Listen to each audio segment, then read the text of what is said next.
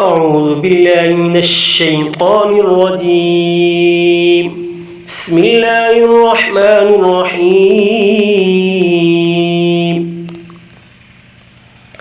ياسين والقرآن الحكيم إنك لمن المرسلين على صراط مستقيم تنزيل العزيز الرحيم لتنذر قوما ما أنذر آباؤهم فهم غافلون لقد حق القول على أكثرهم فهم لا يؤمنون إنا جعلنا في أعناقهم أغلالا فهي إلى الأذقان فهم مقمحون وجعلنا من بين أيديهم سدا ومن خلفهم سدا فأغشيناهم فهم لا يبصرون وسواء عليهم أأنذرتهم أم لم تنذرهم لا يؤمنون إنما تنذر من اتبع الذكر وخشي الرحمن بالغيب فبشره بمغفرة وأجر كريم إنا نحن نحيي الموتى ونكتب ما قدموا وآثارهم وكل شيء أحصيناه في إمام مبين واضرب لهم مثلا أصحاب القرية إذ جاءها المرسلون إذا أرسلنا إليهم اثنين فكذبوهما فعززنا بثالث فقالوا إنا إليكم مرسلون قالوا ما أنتم إلا بشر مثلنا وما أنزل الرحمن من شيء إن أنتم إلا تكذبون قالوا ربنا يعلم إنا إليكم لمرسلون وما علينا إلا البلاغ المبين قالوا إنا تطيرنا بكم لئن لم تنتهوا لنرجمنكم وليمسنكم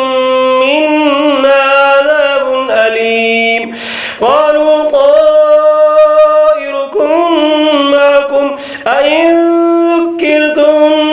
بل أنتم قوم مسرفون وجاء من أقصى المدينة رجل يسعى قال يا قوم اتبعوا المرسلين اتبعوا من لا يسألكم أجرا وهم مهتدون وما لي لا أعبد الذي فطرني وإليه ترجعون أتخذ من دونه آلهة إن يردني الرحمن بضر لا تغن عني شفاعتهم شيئا ولا ينقذون إني إذا لفي ضلال مبين إني آمنت بربكم فاسمعون قيل ادخل الجنة قال يا ليت قومي يعلمون بما غفر لي ربي وجعلني من المكرمين وما أنزلنا على قومه من بعده من جند من السماء وما كنا منزلين إن كانت إلا صيحة واحدة فإذا هم خامدون يا حسرة على العباد ما يأتيهم من رسول إلا كانوا به يستهزئون ألم يروا كم أهلكنا قبلهم من القرون أنهم إليهم لا يرجعون وإن كل لما جميع لدينا محضرون وآية لهم الأرض الميتة أحييناها وأخرجنا منها حبا فمنه يأكلون وجعلنا فيها جنات من نخيل وأعناب وفجرنا فيها من العيون ليأكلوا من ثمره وما عملته أيديهم أفلا يشكرون سبحان الذي خلق الأزواج كلها مما تنبت الأرض ومن أنفسهم ومما لا يعلمون وآية لهم الليل نسلخ منه النهار فإذا هم مظلمون والشمس تجري لمستقر لها ذلك تقدير العزيز العليم والقمر قدرناه منازل حتى عاد كالعرجون القديم لا الشمس ينبغي لها أن تدرك القمر ولا الليل سابق النهار وكل في فلك يسبحون وآية لهم أنا حملنا ذريتهم في الفلك المشحون وخلقنا لهم من مثله ما يركبون وإن نشأ نغرقهم فلا صريخ لهم ولا هم ينقذون إلا رحمة منا ومتاعا إلى حين وإذا قيل لهم اتقوا ما بين أيديكم وما خلفكم لعلكم ترحمون وما تأتيهم من آية من آيات ربهم إلا كانوا عنها معرضين وإذا قيل لهم أنفقوا مما رزقكم الله قال الذين كفروا للذين آمنوا أنطعم من لو يشاء الله أطعمه إن أنتم إلا في ضلال مبين ويقولون متى هذا الوعد إن كنتم صادقين ما ينظرون إلا صيحة واحدة تأخذهم وهم يخصمون فلا يستطيعون توصية ولا إلى أهلهم يرجعون ونفخ بالصور فإذا هم من الأجداث إلى ربهم ينسلون قالوا يا ويلنا من بعثنا من مرقدنا هذا ما وعد الرحمن وصدق المرسلون إن كانت إلا صيحة واحدة فإذا هم جميع لدينا محضرون فاليوم لا تظلم نفس شيئا ولا تجزون إلا ما كنتم تعملون إن أصحاب الجنة اليوم في شغل فاكهون هم وأزواجهم في ظلال على الأرائك متكئون لهم فيها فاكهة ولهم ما يدعون سلام قولا من رب رحيم وامتازوا اليوم أيها المجرمون ألم أعهد إليكم يا بني آدم ألا تعبدوا الشيطان إنه لكم عدو مبين وأن اعبدوني هذا صراط مستقيم ولقد أضل منكم جبلا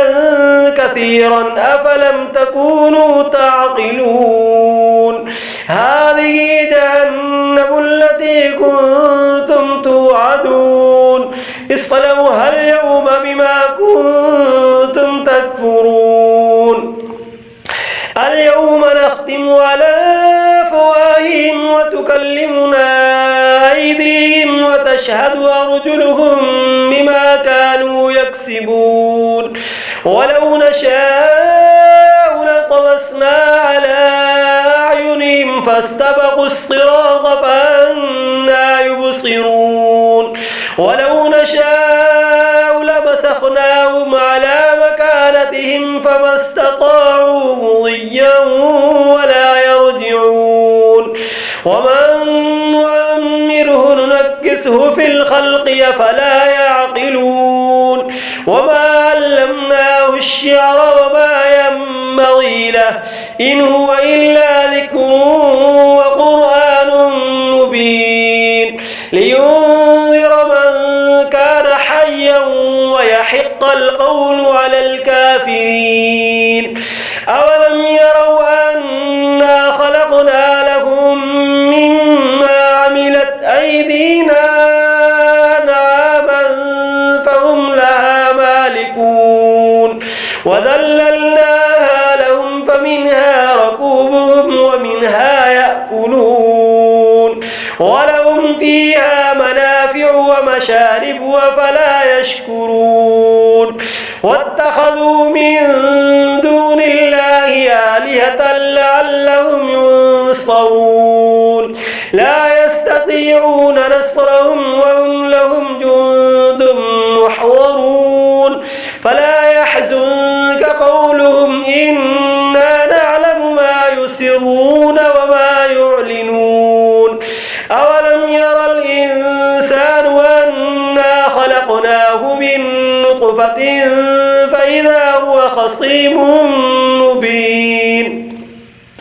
وضرب لنا مثلا ونسي خلقه قال من يحيي العظام وهي رميم قل يحييها الذي أنشأها أول مرة وهو بكل خلق عليم الذي جعل لكم من الشجر الأخضر نارا فإذا أنتم منه توقدون أوليس الذي خلق السماوات والأرض بقادر على أن يخلق مثلهم بلى وهو الخلاق العليم إنما أمره إذا أراد شيئا أن يقول له كن فيكون فسبحان الذي بيده ملكوت كل شيء وإليه ترجعون بسم الله الرحمن الرحيم الرحمن علم القرآن خلق الإنسان علمه البيان الشمس والقمر بحسبان والنجم والشجر يسجدان والسماء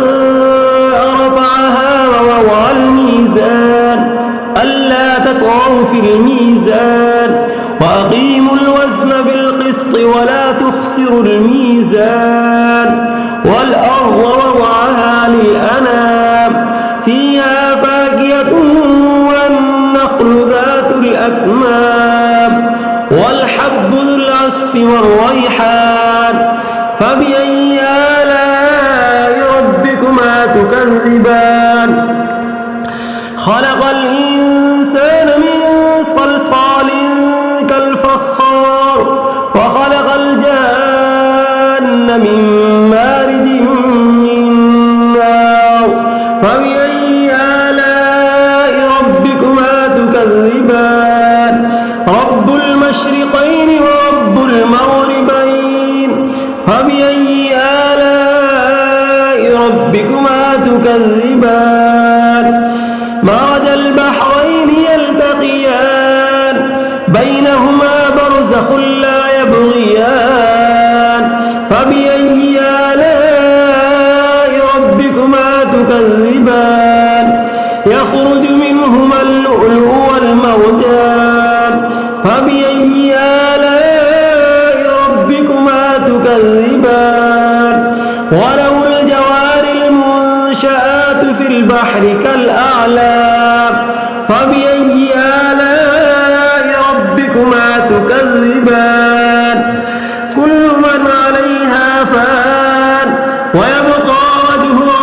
ذو الجلال والإكرام فبأي آلاء ربكما تكذبان يسأله من في السماوات والأرض كل يوم هو في شأن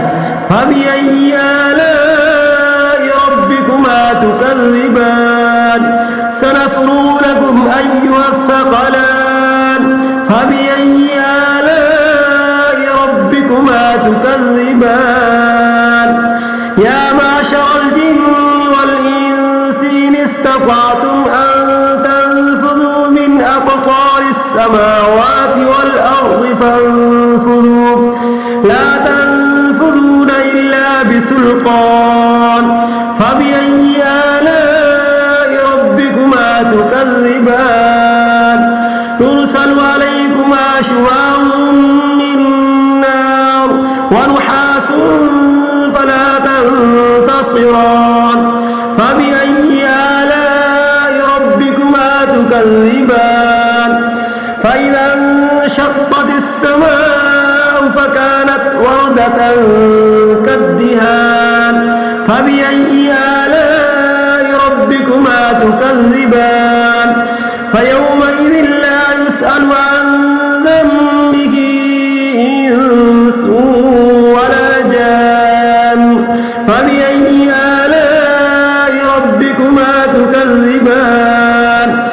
يعرف المجرمون بسيماهم فيؤخذ بالنواصي والأقدام فبأي آلاء ربكما تكذبان هذه جهنم التي يكذب بها المجرمون يطوفون بينها وبين حميم آن فبأي آلاء ربكما تكذبان ولمن خاف مقام ربه جنتان فبأي آلاء ربكما تكذبان ذواتا أفنان فبأي آلاء ربكما تكذبان فيهما عينان تجريان فبأي آلاء ربكما تكذبان فيهما من كل فاكهة زوجان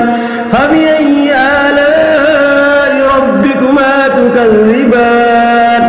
متكئين على فرش مطائنها من استبرق وجنى الجنتين دان فبأي آلاء ربكما تكذبان فيهن قاصرات الطرف لم يطمثهن إنس قبلهم ولا جان فبأي آلاء ربكما تكذبان كأنهن الياقوت والمرجان فبأي آلاء ربكما تكذبان هل جزاء الإحسان إلا الإحسان فبأي آلاء ربكما تكذبان ومن دونهما جنتان فبأي آلاء ربكما تكذبان مدهامتان فبأي آلاء ربكما تكذبان فيهما عينان نضاختان فبأي آلاء ربكما تكذبان فيهما فاكهة ونخل ورمان فبأي آلاء ربكما تكذبان فيهن خيرات حسان فبأي آلاء ربكما تكذبان حور مقصورات في الخيام فبأي آلاء ربكما تكذبان لم يطمثهن إنس قبلهم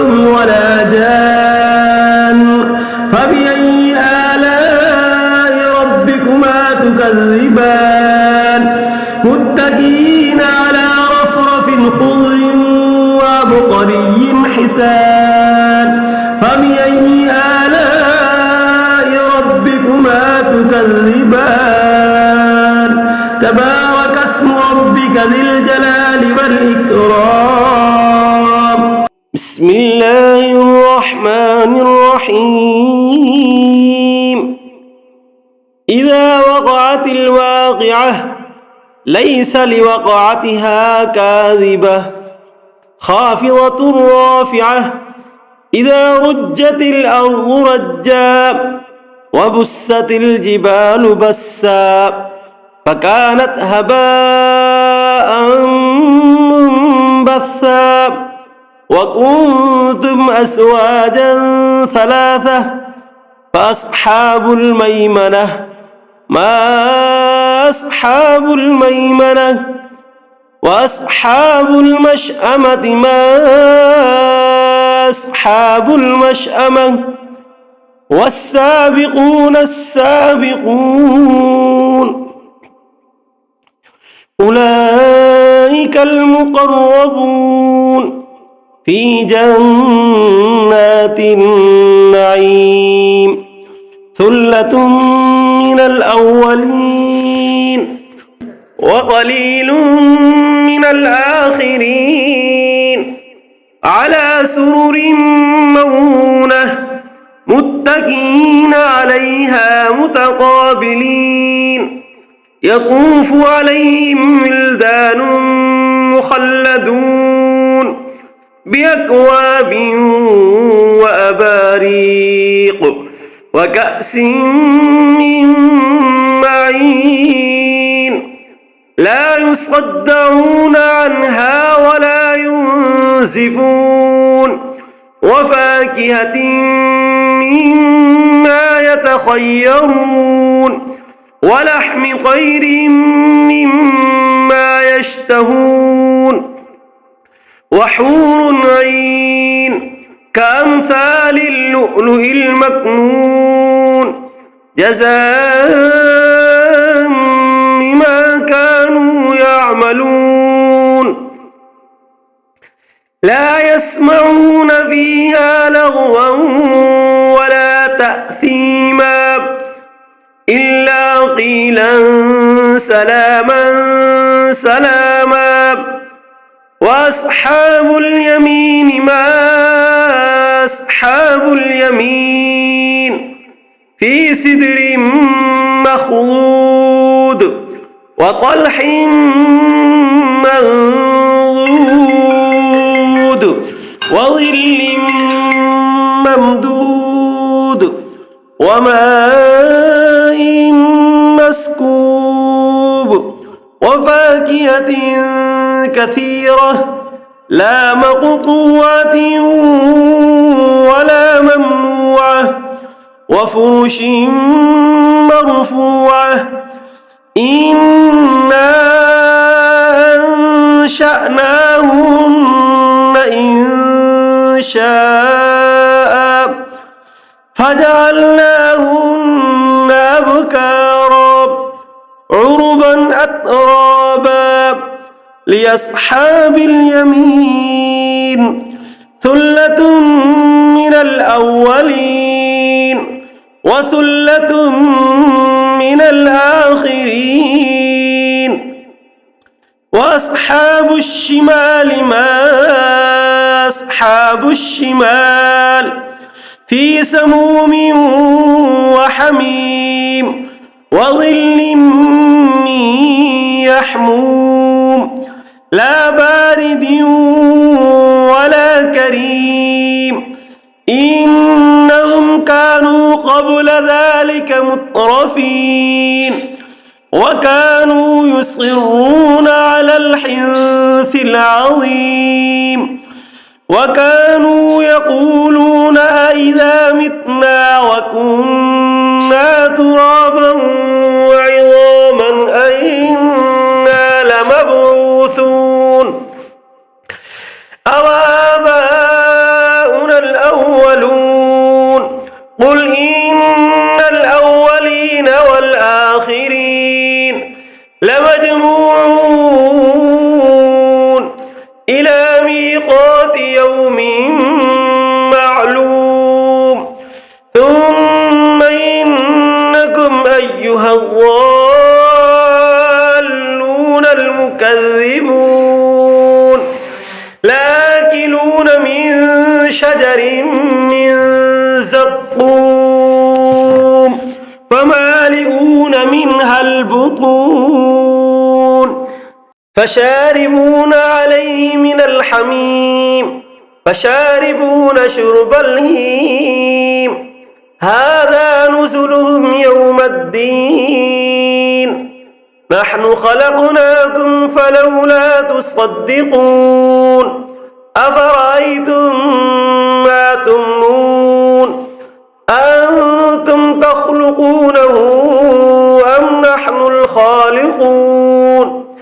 نحن قدرنا بينكم الموت وما نحن بمسبوقين على أن نبدل أمثالكم وننشئكم فيما لا تعلمون ولقد علمتم النشأة الأولى فلولا تذكرون أفرأيتم ما تحرثون أأنتم تزرعونه أم نحن الزارعون لو نشاء لجعلناه حطاما فظلتم تفكرون إنا لمغرمون بل نحن محرومون أفرأيتم الماء الذي تشربون أأنتم أنزلتموه من المزن أم نحن المنزلون لو نشاء جعلناه أجاجا فلولا تشكرون أفرأيتم النار التي تورون أأنتم أنشأتم شجرتها أم نحن المنشئون نحن جعلناها تذكرة ومتاعا للمقوين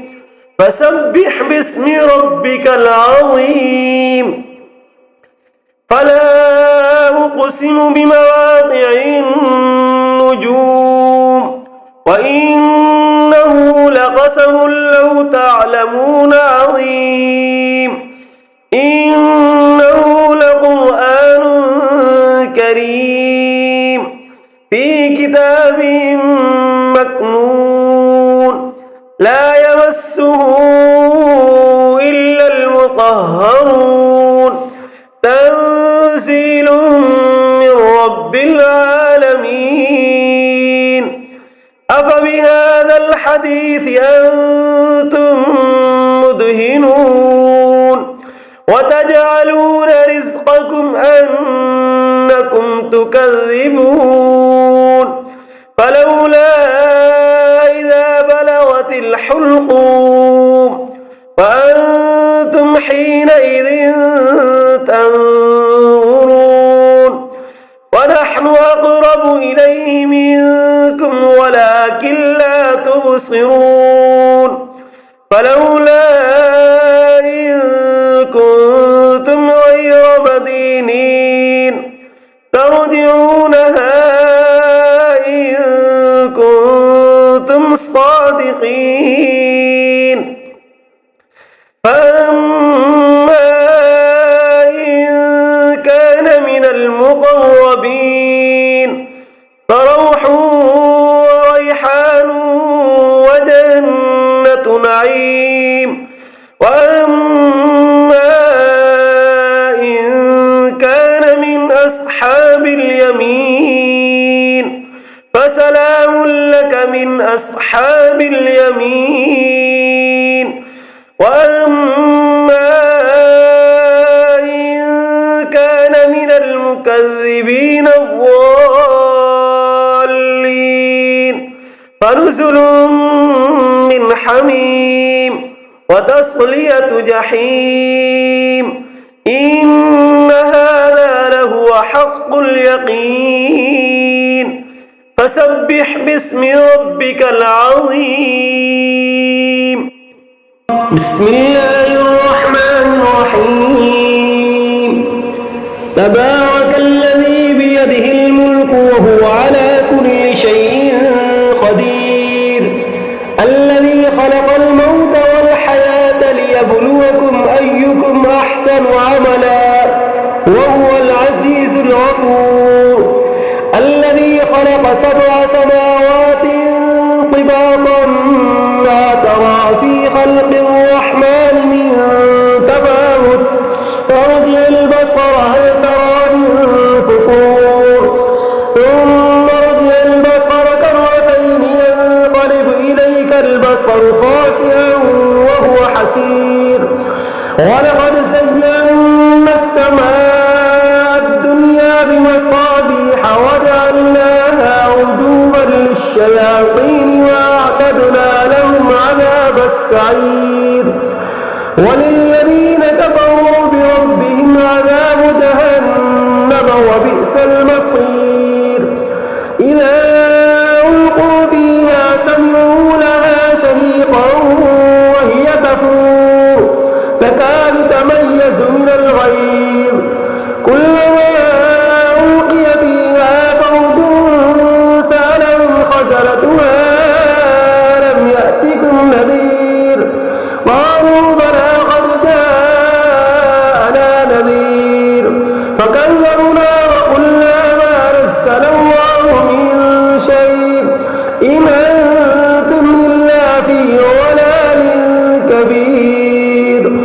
وقالوا لو كنا نسمع أو نعقل ما كنا في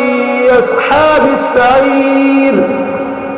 فاعترفوا بذنبهم فسحقا لأصحاب السعير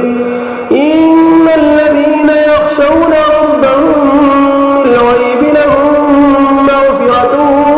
وأجر كبير وأسروا قولكم أو اجهروا به إنه عليم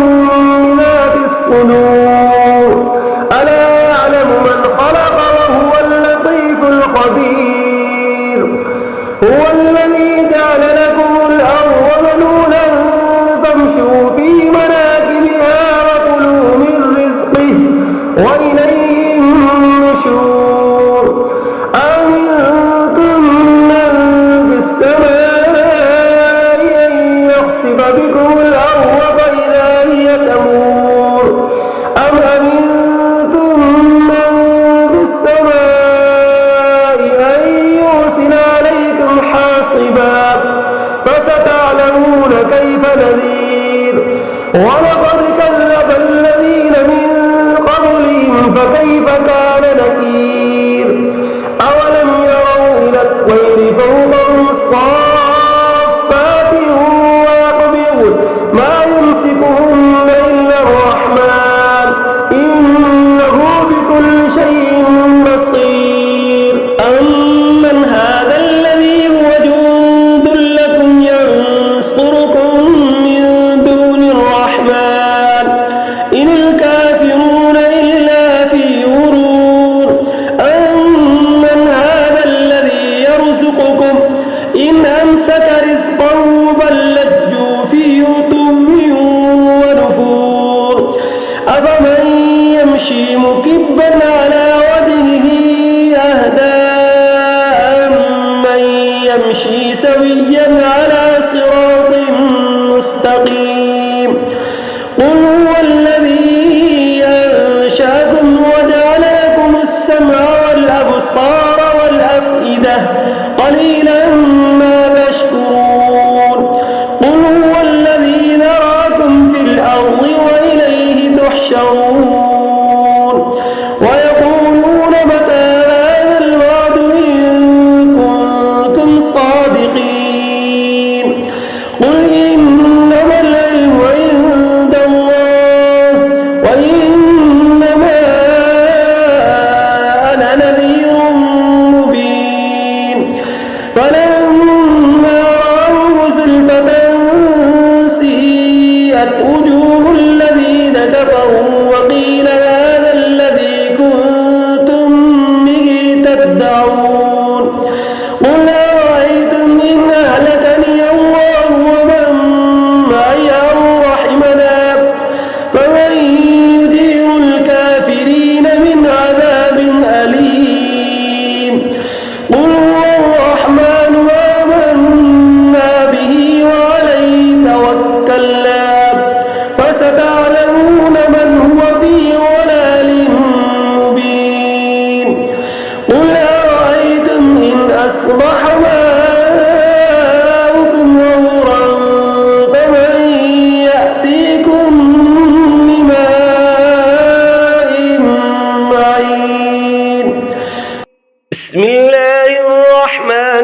الرحيم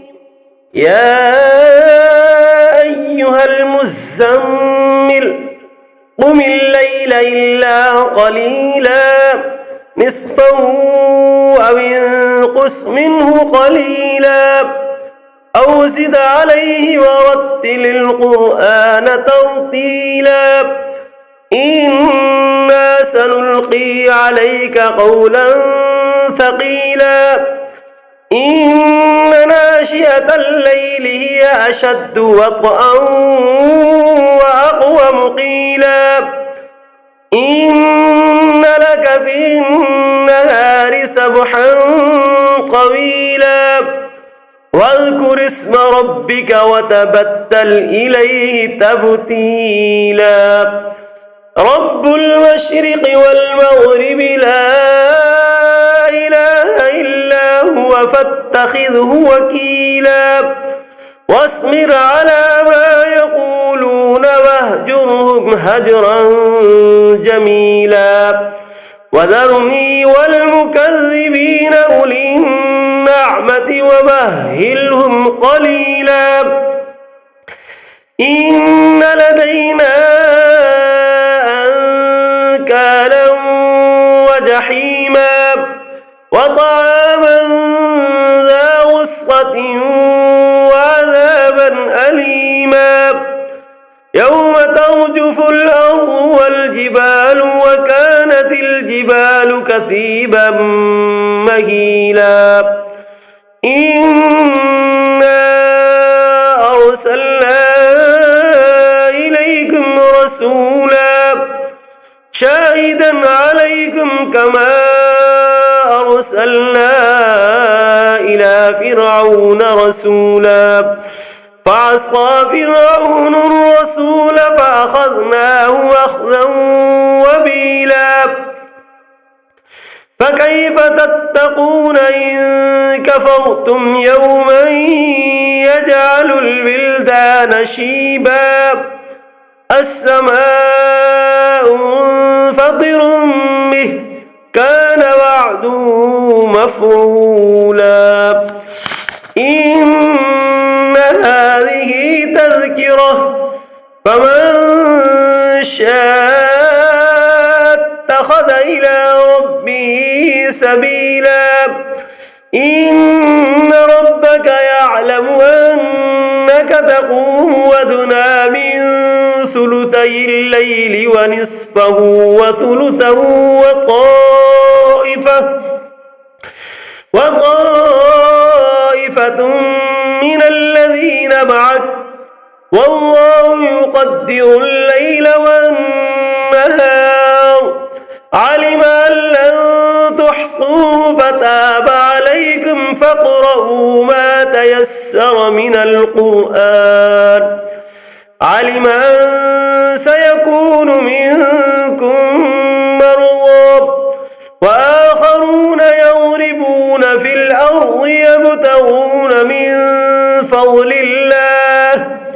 وآخرون يقاتلون في سبيل الله فاقرؤوا ما تيسر منه وأقيموا الصلاة وآتوا الزكاة وأقرضوا الله قرضا حسنا وما تقدموا لأنفسكم من خير تجدوه عند الله هو خيرا وأعظم أجرا